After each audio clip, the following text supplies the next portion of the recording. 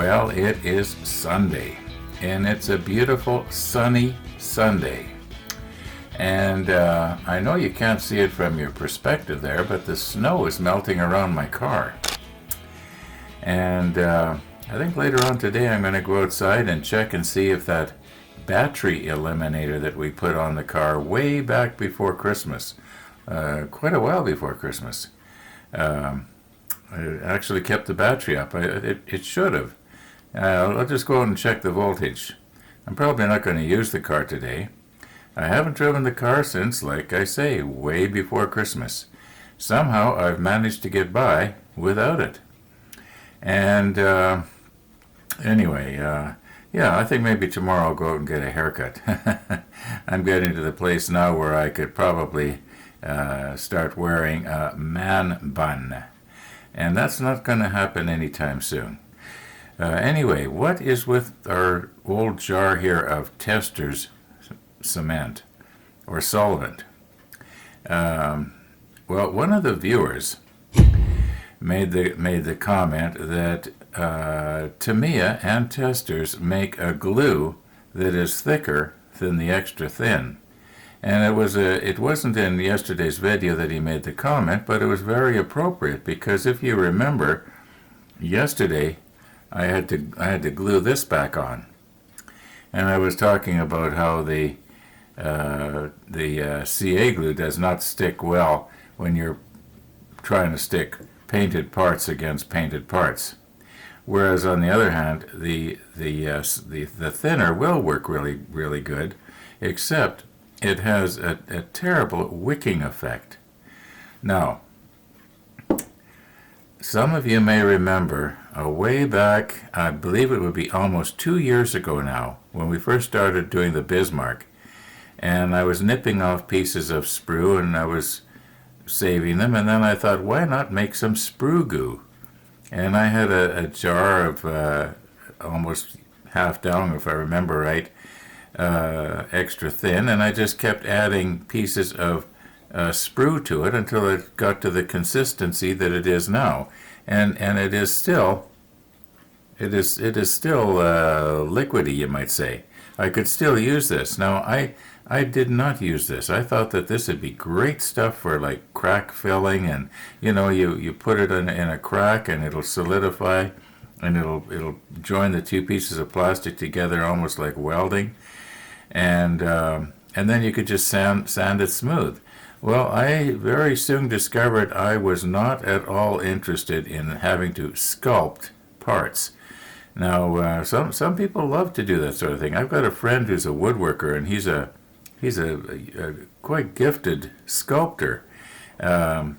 Anyway, and then as far as models go, there's other guys that are doing have model shows where they do actually sculpt their models.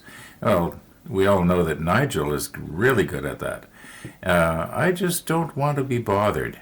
I guess I'm a little bit lazy here, and I'm sure that some of you have picked up on that. You'll make really good suggestions, and then I don't do them. And speaking of comments and so on, just because I don't maybe drop your comment to the bottom of the page with a big thunk, it doesn't mean I don't appreciate it. I do appreciate all your comments. I read them all. Sometimes I don't respond appropriately, but I do appreciate them. I know I've said that before, but I just got to keep that coming here. Now, enough poking at this. Let's just try a bit of an experiment. I want to show you what I've got in mind here, and I think the best way to do that is to find a piece of Tony's mule, and where it's painted, and then we'll just do a little experiment here. I'll slip the macro lens on again.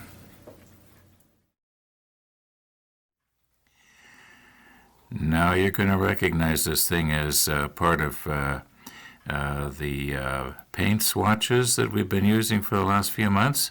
It's actually a piece of that mule that Tony sent us to practice on.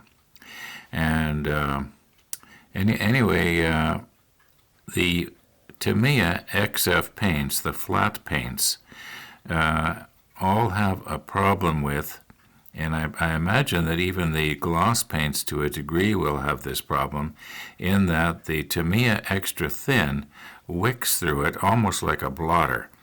Now, what I'm going to do here is I'm going to take and put a little droplet on here, and that little scratch that you see scribed across there, well, that's just so that I know if I put the drop on that scratch, it's going to be in focus. Now let's just make sure we got some on there, and we'll just go right here, and you just watch how it's going to wick now.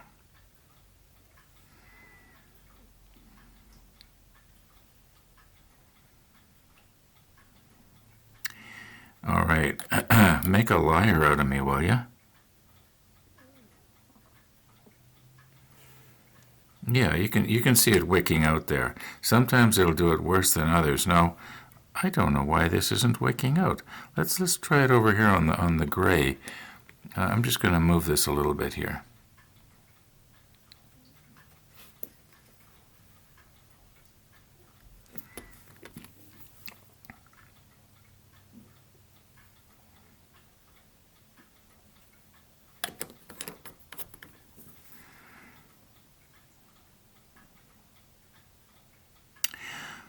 Well, I don't know what to say here. Did I clear coat these? Well, it is kind of wicking. Let's just move it back here.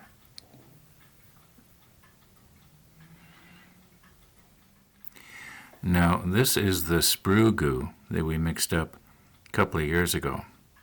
And what I want to do is I just want to put some on here and just leave it sit there. And my plan is to see, does it dissolve the paint and go right through to the plastic and sort of meld the two plastics together? In other words, the plastic that the paint is on, as well as this diluted plastic from the sprue. Now, we're just going to have to leave this overnight.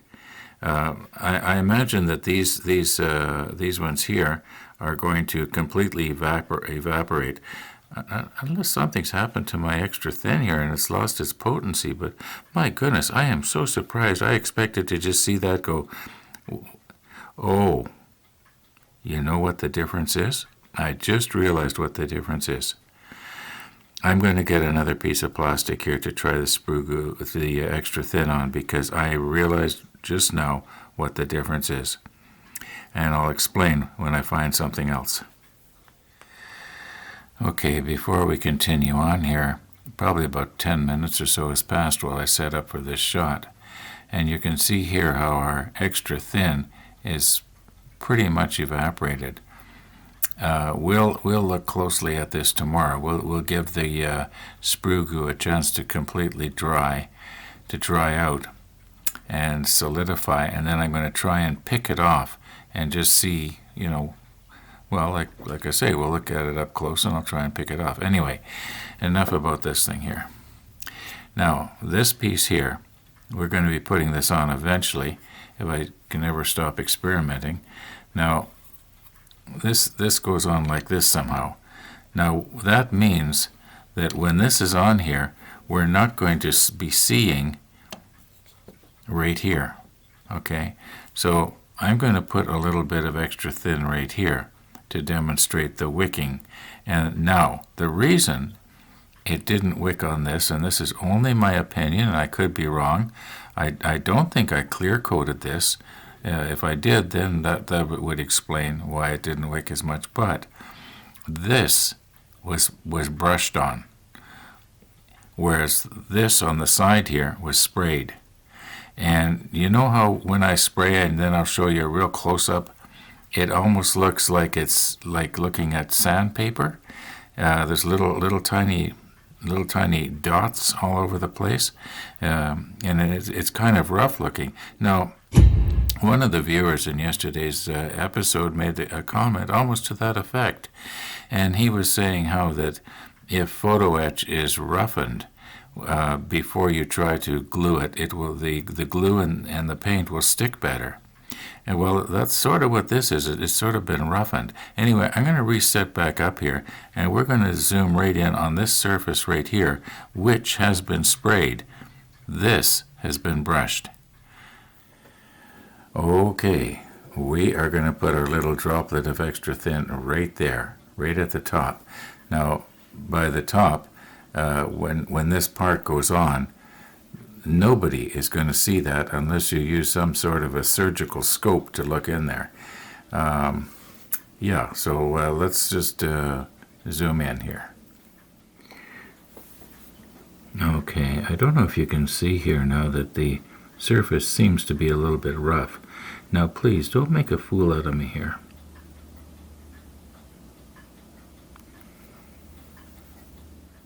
I don't know what's happening here. I can't figure this out.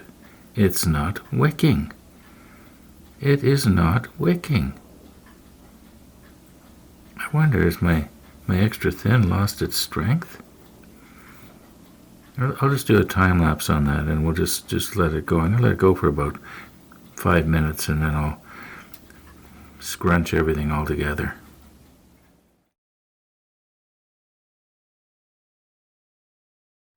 Now I'm guessing about 4 or 5 minutes has passed here, and I'm going to cheat a little bit. And I've got my heat gun here, and I'm going to have it set for 160 degrees Fahrenheit. I'm just going to blow some air across that, just sort of speed everything up here a little bit. We'll just see if that'll, I don't know if it's going to make a difference or not. Maybe it's solidified as much as it's going to get here. Anyway, here we go.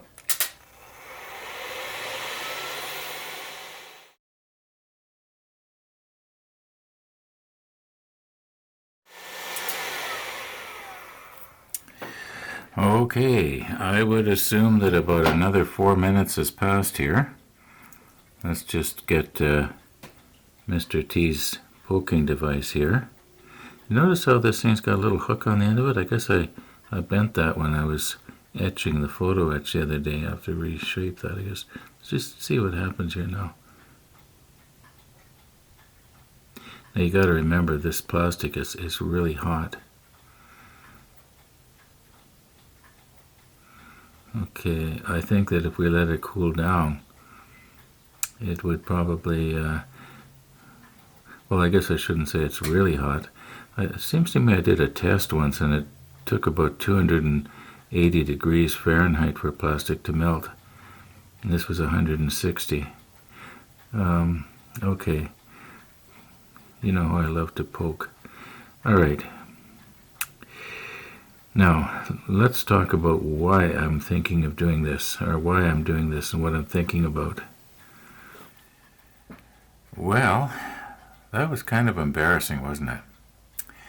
Now, those of you who have, been watching this channel a lot, you should recall how there was many times I would put the extra thin onto the side of the superstructure or bulkhead to glue a part on, and it would just wick out like I'd put it on a blotter. So when I want it to, it doesn't.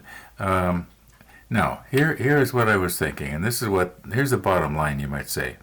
Now, I've got this old bottle of testers, and this is probably, I'm guessing, maybe over 40 years old now. It's amazing it still works. At least I think it still works. And why could I not, instead of taking a lot of sprue like we did here and make the sprue goo, why not just use maybe a little bit of sprue and thicken this up? Would that be as good as if I bought, the Tamiya, not extra thin, but maybe they call it Tamiya regular, or I haven't looked it up yet, but I know I have seen it advertised in the past, so I do know it does exist. But I'm just wondering if I could maybe just make my own. Now, the problem is with this stuff is that, I don't know if you can see it, but in the bottom there's a lot of sludge. It's still very, very, very, very runny, you might say, and I think it probably would work. I'm not using this anyway, so why not? I think maybe I'll just, start dropping stuff, some in, like maybe, half of this piece right here, and just see how it thickens it up. Now that's the plan. I don't know if I'm actually going to do it. Let's see if we can maybe get some of these little photo etch pieces that we worked with yesterday. Oh, and that reminds me, another viewer had an idea that I'm going to try. I'll tell you about it. Anyway, let's see if we can get these on here. Okay, it's getting on here this afternoon, but I want to just quickly show you what the idea was that viewer had suggested. And he had said, I don't know if I want to do it with this little fragile part here or not, but what you would do is you would have a piece of paper on the bottom, and then you would put your photo etch piece in and have the crease right at the right spot, and then you'd clamp it down, okay, and then you would take your paper and you would bend it up, okay, and that would help when you pull it up like this. Then it's going to start the bend. Now the only danger I can see happening is that if the photo etch piece came out quite a ways, it might sort of curve it instead of bend it at the kink. A person would have to be careful to make sure that you were pulling out on the paper as well as lifting up. It's a thought. I think maybe I'll try it sometime. So yeah. Anyway, that was the thought. Now, let's just readjust everything here a little bit.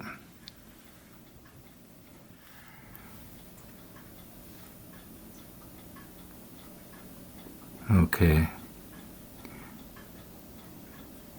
Now, I think I have to turn this over because this part that we bent up, oh, that was lucky.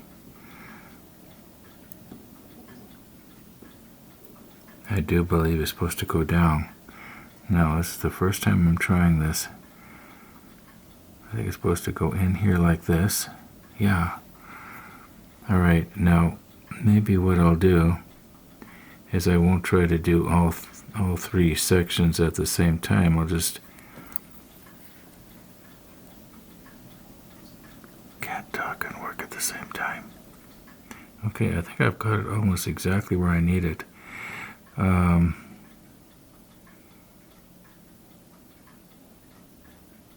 I'll put the macro lens on, and we will glue right there where I'm touching.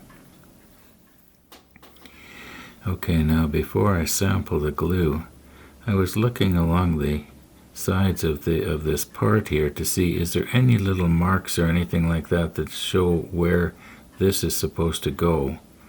I know on some of the other parts that we did with something like this, it had a little place where this end would sort of drop into, but I haven't seen anything on this. It could be that it's there and I just can't see it. Now, I'm sampling some thin here, and I'm going to try and get it on there without picking the little piece of photo etch up, if you know what I mean.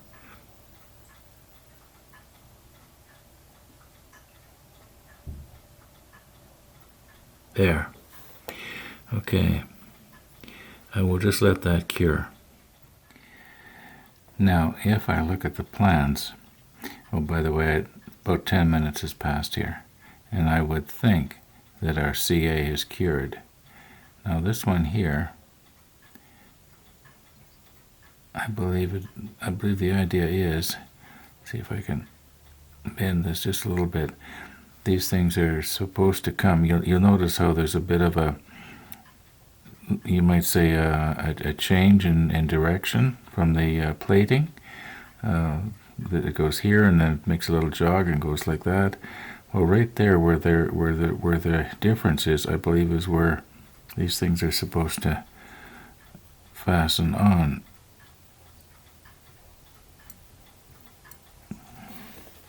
I think I pretty much got it. Okay, so here we go with our CA thin. You know what, I'm going to put my other glasses on. Why don't I do that first? Okay, here we go again.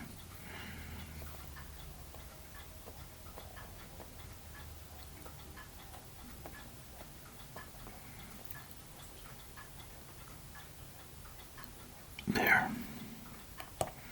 And I'm probably going to break these off 100 times before we're done here.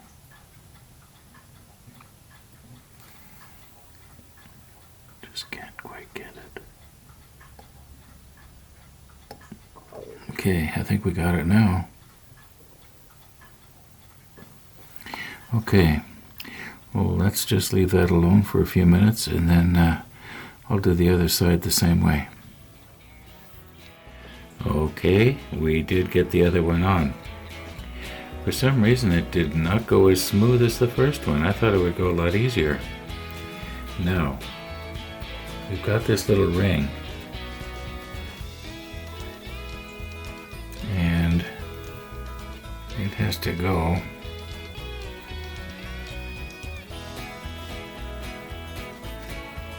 somehow in here.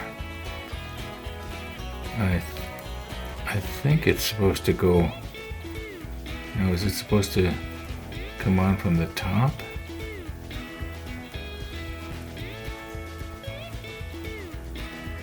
Okay, yeah, I think it's supposed to go something like that. But you know what, folks? We're going to have to worry about that tomorrow. It's getting on here again in Winnipeg, and if you noticed, yesterday's video was uploaded a few minutes late. Well, that's because I shot a lot and I left it too long again. We'll get at this tomorrow. Thanks for watching, everybody, and all being well, we'll see you tomorrow. Oh, and I'll tell you what the battery voltage was. I still haven't gone outside and checked it.